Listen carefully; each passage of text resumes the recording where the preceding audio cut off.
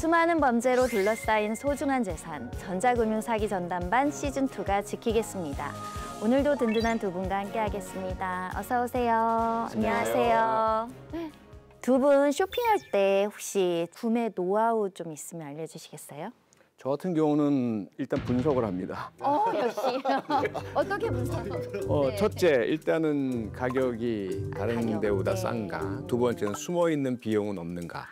세 번째는 구매평을 보거든요. 후기. 네, 후기. 네. 그중에서도 내돈내산 구매자들의 평 골라서 보고 이렇게 좀 시간과 품을 들여서 저는 쇼핑을 합니다. 역시 교수님다운 구매.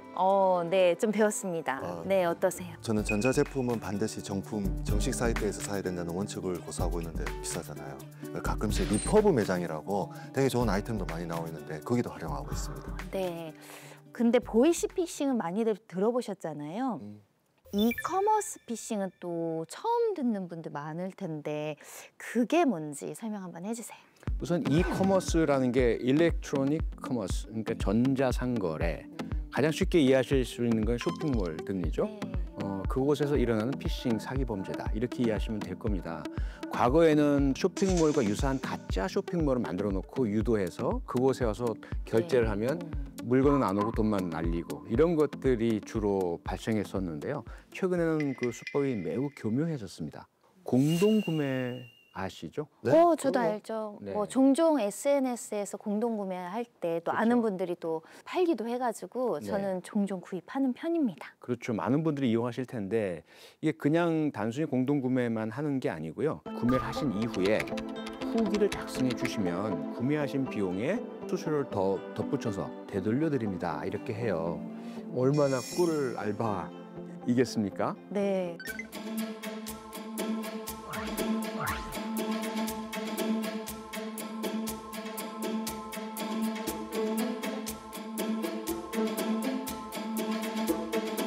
그래서 이제 물건은 전혀 오고 가지 않고 돈만 오고 가면서 소득을 올리는 그렇게 유인을 한 다음에 안 돌려주고 연락이 끊기는 거죠. 맞습니다. 절대 보이스피싱으로 의심을 안 하게끔 네. 3-4번 정도는 정상적으로 환급의 형식으로 돌려주게 됩니다. 그리고 나서 점점 더 큰 금액을 투자하라고 하거든요. 큰 금액을 투자하게 되면은 반드시 요구를 하는 게 있습니다. 절대 신용카드 결제는 해서는 안 된다. 현금으로 계좌이체로만 갔습니다. 그러면 점점 더 금액을 늘린 다음에 사이트를 폐쇄시키는 경우가 많은데 현금으로만 오가는 거죠. 근데 현금만 유도하면 조금 찝찝하다 이런 생각들 많이 하실 것 같거든요. 그렇죠. 처음에 찜찜함을 느낄 때 그들이 온갖 변명을 댑니다. 사실은 저희가 신용카드를 결제하면 나중에 환급해드리기가 어려워집니다. 그리고 문제가 발생할 수 있고 세금이 부과가 될 수 있고 이렇게 하면 뭐 복잡한데 뭐 소액이니까 검증할 필요까지 못 느끼고 알겠습니다. 네, 현금을 할게요. 이렇게 되거든요. 그렇게 해서 이제 시작이 되는데 이때 작용되는 심리적 원리가 미끄러워지기 쉬운 경사로라는 심리예요. 그 겨울에 스키 타시는 분들 계실 텐데 스키 슬로프는 경사가 이렇게 가파르잖아요. 뭐 레드 뭐 이런 데 가면 아주 가파른데 처음부터 가파른 게 아니거든요. 평지를 1발, 2발, 3발 건너가다가 이제 경사로에 들어서면 갑자기 미끄러워지죠. 그러면 2만 원, 3만 원, 5만 원, 6만 원은 한 발 경사로에 다가서는 금액이에요. 괜찮겠구나라고 해서 내가 그 지점까지 가게 되면 그 다음엔 돌이킬 수 없는 거액. 이것이 이제 미끄러워지기 쉬운 경사로 심리고요. 이렇게 해서 피해에 끌려 들어가시게 됩니다. 피해 금액도 만만치 않을 것 같아요. 이 피해 금액도 만만치 않더라고요. 총 피해 금액은 2022년 1,940만 원에서 2023년 4억 3,900만 원으로 23배가 이제 늘었다고 발표를 하고 있습니다. 지난해 피해자 한 명당 평균적으로 780만 원의 피해 금액이 발생했다고 집계를 발표하고 있습니다. 네. 실제로 저한테 접수됐던 사건 중에 주부들이 좋아하는 주얼리 보석 사이트가 있더라고요. 이게 하나의 단가가 되게 높아요. 그래서 단체 카카오톡 대화방으로 빼냅니다. 그러면서 방을 팀미션을 해서 금액을 늘리겠다. 하지만 혜택은 다 돌아갈 수 없다. 그래서 금액을 점점 늘리는데 그게 경쟁 심리가 되니까 순서대로 먼저 입금한 순서대로 먼저 한정적으로 하니까 우리가 한정판이라고 해서 그래서 그때 저한테 접수되었던 그 피해자분은 1억 4천만 원을 한 번에 아이고. 대출을 받으셔가지고 피해를 당했던 사건이 있었습니다. 네, 뭐 경쟁 심리도 이용하고 그런데 최저가 네. 이런 거 굉장히 검색을 많이 하거든요. 최저가라는 말에 혹하지 않을 수가 없잖아요. 그렇죠. 저도 네. 마찬가지고요.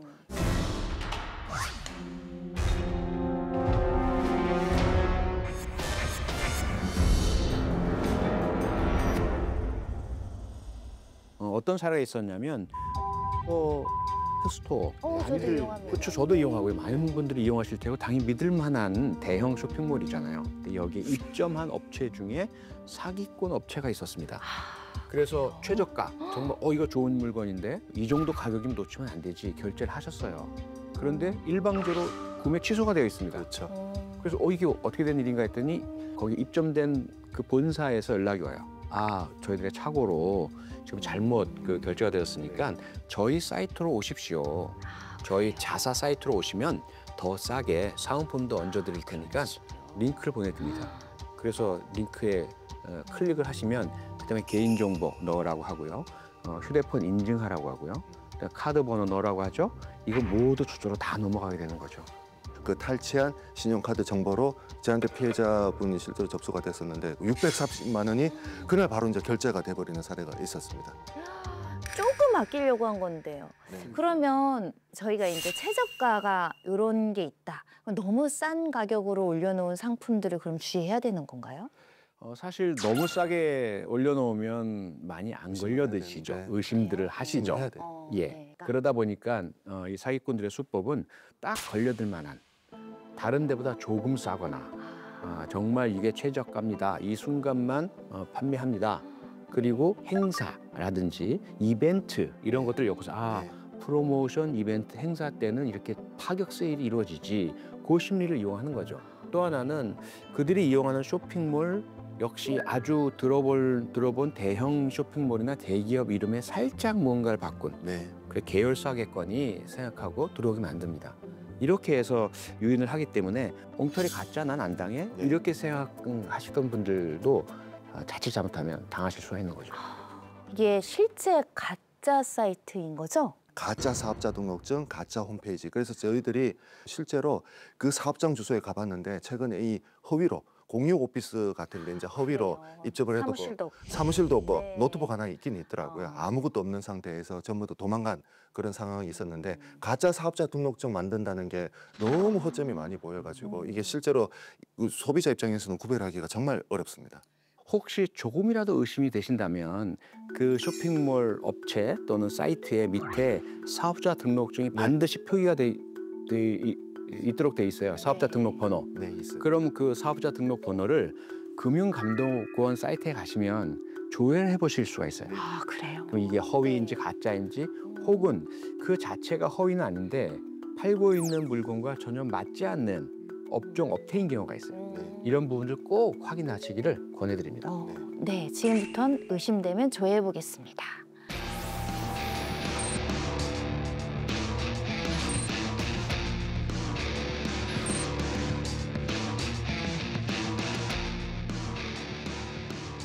경기 침체에 따른 신종 온라인 사기 수법. 서민경제의 대표적인 보이스피싱하면 바로 또 대안대출 사기도 빼놓을 수 없잖아요. 최근 상당히 어렵지 않습니까? 그러다 보니까 서민들은 자금이 필요하죠.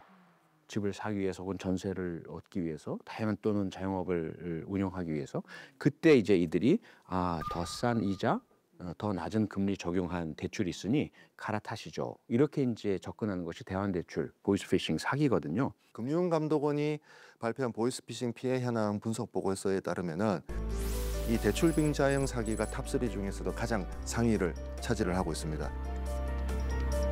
실제로 금융감독원에 접수된 보이스피싱 피해 구제 신청 가운데 대안대출 사기 비율이 1년 동안 이제 3배 이상 늘었다고 이제 통계를 발표를 하고 있더라고요. 지금 피해 금액이 기하급수적으로 늘어나고 있는 것 같습니다. 이런 피해 입으면 안 될 것 같아요. 어떤 수법으로 이렇게 속이는지 알아야 될 것 같은데. 대안대출 피해 사기를 당한 피해자분들의 그 통화 녹취록을 들어보면 공통된 공식이 하나 있더라고요. 피해자분들한테 먼저 접근을 해서 금융감독원이라고 사칭을 합니다. 금융감독원이 기존의 대출금을 보내라고 한다. 100% 사기입니다. 절대 속으시면 안 되고 100%. 전화도 응하시면 네. 안 됩니다. 예, 김님 맞으신가요? 네. 저희가요 신규 대출이 아니다 보니까 최우선적으로 기존에 갖고 계신 대출이 있으셔야만 신청이 가능합니다. 인증문자 6자리 한번 말씀 부탁드립니다. 889760. 신분증 안면사진하고 통장사본 이 두 가지만 일단 준비를 해주시면은 저희 쪽에서 최종 승인 심사 받으리도록 할 거고요. 정말 죄송한 말씀인데 보이스피싱은 아니신 거죠? 아니, 고객님 뭐 제가 어떻게 대답을 해야 될지 이 부분 걱정하지 마시고 제가 또 추가해드리도록 할게요. 네, 감사합니다.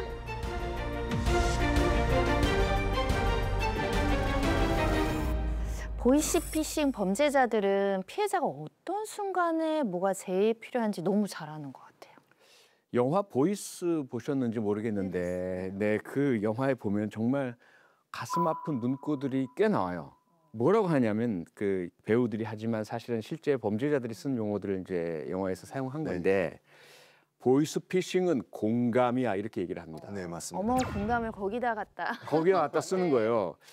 그러면서 뭐라고 얘기하냐면 무지와 무식을 파고드는 게 아니라 상대방의 희망과 공포를 파고드는 것이다. 이렇게 이제 그 보이스피싱 그 직원들 교육을 이제 시키는 거죠. 이 절박한 사람들, 이 불안에 시달린 사람들이 과연 뭘 필요로 할까? 요걸 이제 알아내서 공략을 하거든요. 그러면 이미 여러 가지로 절박하고 궁궁하고 돈이 없고 부족한 분들의 남아있는 모든 금원을 다 긁어갑니다. 정말 파렴치하고 비인간적인 범죄라서 이건 정말 예방을 해야 합니다. 예전에 고객님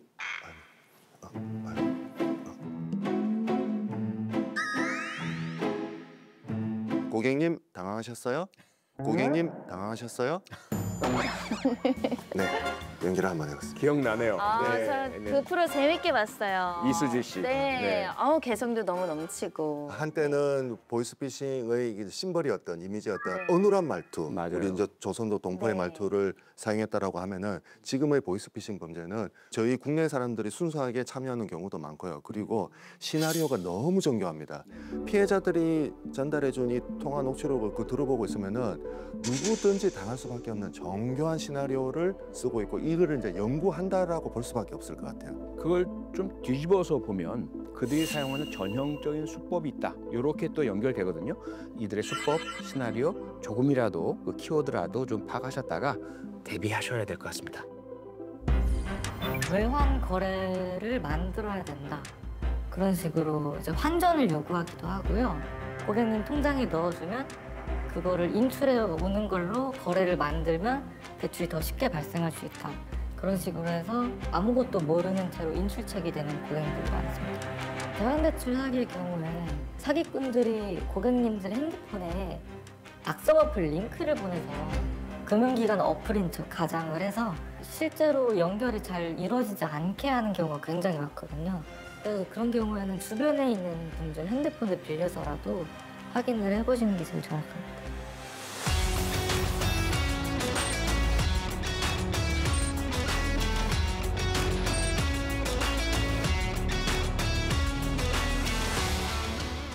방법을 알면 미리 대처하고 막을 수 있습니다. 전자금융사기 전담반은 다음에 이 시간에 다시 찾아뵙겠습니다. 감사합니다. 고맙습니다.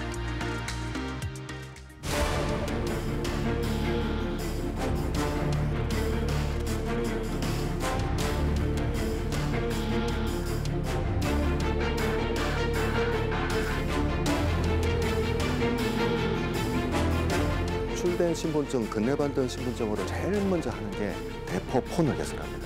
범죄 조직은 226명을 파악을 했습니다. 엄청 많네요. 네. 너무 악랄한 거 아닌가요? 소름 끼치네요. 네.